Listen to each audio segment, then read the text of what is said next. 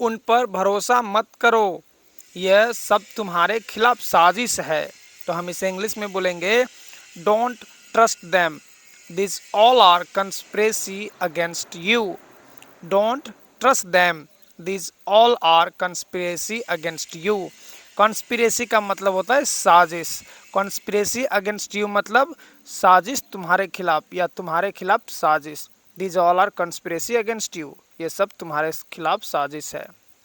वह सॉल्व करना बहुत ही मुश्किल था, लेकिन हमने जैसे तैसे करके कर लिया।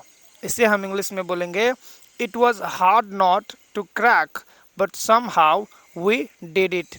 हार्ड नॉट टू क्रैक एक इडियम है, इसका मतलब होता है कोई बड़ी मुश्किल या कोई भी चीज़ मुश्किल हो उसे सोल्व करना या उसे कर पाना। हार्ड नॉट टू क्रैक, तो कह रहा है it was hard not to crack, मतलब कोई भी चीज़ जो सोल्व करना था, प्रॉब्लम था, वो मुश्किल था। But some how we did it, some how का मतलब होता है जैसे तैसे करके, किसी भी तरह से, ठीक है। But some how we did it. आपने मेरी खुशी के खातिर अपना सब कुछ कुर्बान कर दिया। You sacrificed everything for my happiness. You sacrificed everything for my happiness. आपने मेरी खुशी के खातिर सब कुछ कुर्बान कर दिया। Sacrifice का मतलब होता है कुर्बान करना, ठीक है। Sacrifice मतलब कुर्बान करना, त्याग देना। किसी भी रिश्ते को मजबूत बनाए रखने के लिए विश्वास सबसे ज़रूरी चीज़ है। Trust is the most important factor to keep any relationship strong. Trust is the most important factor to keep any relationship strong. किसी भी रिश्ते को मजबूत बनाए रखने के लिए विश्वास सबसे ज़रूरी है। ये बात सही है फ्रेंड, अगर आपके रिश्ता में विश्वास नहीं है तो रिश्ते मजबूत नहीं होते। Trust is the most important factor. It is true, I believe it is true. अगर आपको क्या लगता है मुझे पता नहीं, ठीक है। तो चैनल को दोस्तों सब्सक्राइब कर लीजिए और प्लीज़ वीडियो पसंद आए तो लाइक भी कर दीजिए। जो चाहो करो पर कुछ करो कम से कम। Do whatever you want but do something at least. Do whatever you want but do something at least.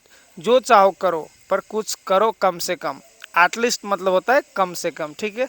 जो चाहो करो या जो तुम चाहते हो करो, पर कुछ करो कम से कम। डू समथिंग एट लीस्ट, कुछ तो करो कम से कम। Do something at least. आपको मेरी हर बात मजाक लगती है। You find everything funny I say. You find everything funny I say. आपको मेरी हर बात मजाक लगती है। यू फाइंड एवरीथिंग फनी मतलब आपको हर चीज़ मजाक लगती है। आई से जो मैं कहता हूँ, ठीक है, जो मैं कहता हूँ। You find everything funny I से, जो भी मैं कहता हूँ आपको मजाक लगता है या आपको मेरी हर बात मजाक लगती है, ठीक है। अगर मुझे सच पता होता तो मैं आपको बता देता। If I had known the truth, I would have told you. If I had known the truth, I would have told you. अगर मुझे सच पता होता तो मैं आपको बता देता। If I had known the truth, I would have told you. If I had known the truth मतलब अगर मुझे पता होता तो I would have told you, मैं आपको बता देता। अगर आपने मेरी बात सुनी होती तो आज आप मुसीबत में नहीं होते। If you had listened to me, you wouldn't be in trouble today. If you had listened to me, you wouldn't be in trouble today. If you had listened to me का मतलब होता है दोस्तों कि आप मेरी बात मानी होती या मैंने जो कहा था उसे आपने फॉलो किया होता तो आज आप इस मुसीबत में नहीं होते। You wouldn't be in trouble today if you had listened to me. आपने मुझे इस बारे में पहले क्यों नहीं खबर किया? Why didn't you inform me about this before? Why didn't you inform me about this before? आपने मुझे इसके बारे में खबर क्यों नहीं किया, पहले खबर क्यों नहीं किया, ठीक है। इन्फॉर्म का मतलब होता है सूचित करना, खबर करना, बताना। तो Y didn't you inform me मतलब आपने मुझे क्यों नहीं बताया, सूचित क्यों नहीं किया या क्यों खबर नहीं किया। अबाउट दिस बिफोर, इससे इसके बारे में पहले, ठीक है। तुम इतने दिनों से कहाँ थे?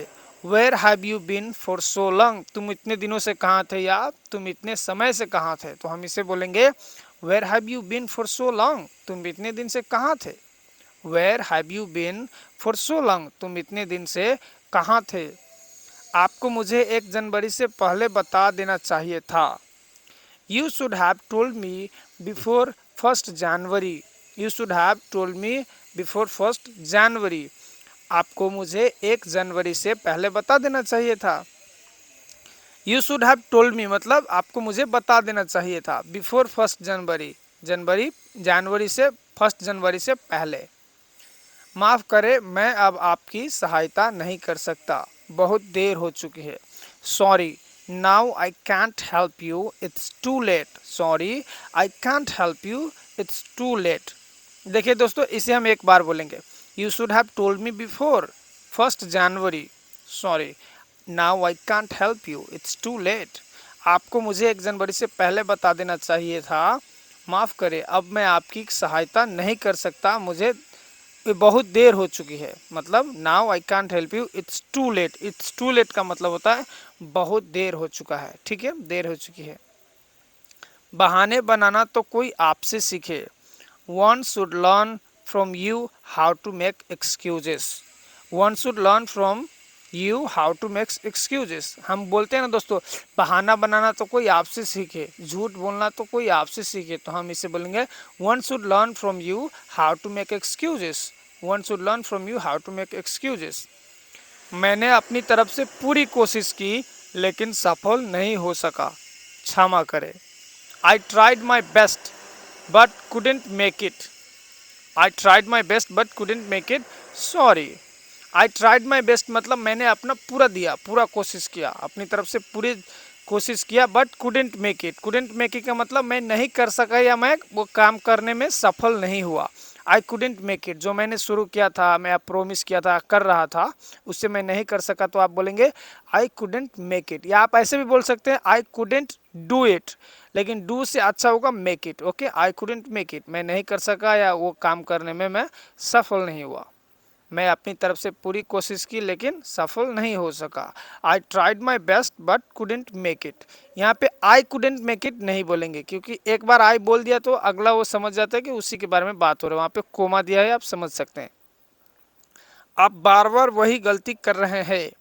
You are making the same mistake frequently. You are making the same mistake frequently.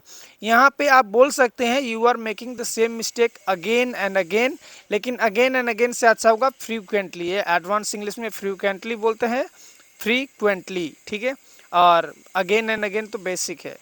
You are making the same mistake again and again. मैं इसे अब और बर्दाश्त नहीं कर सकता। I can't tolerate this any more. I can't tolerate this any more, मैं इसे अब और बर्दाश्त नहीं कर सकता। I can't tolerate this any more. Tolerate का मतलब होता है बर्दाश्त करना। दोस्तों, आपके लिए आज का चैलेंज है, मैं दिल्ली 2 बार गया हूँ। अंग्रेजी में सही अनुवाद करें और कमेंट में लिखें। ठीक है, आज के लिए इतना ही। Thank you friends, thank you for watching. Please like the video and subscribe to my channel for more videos like this. Thank you.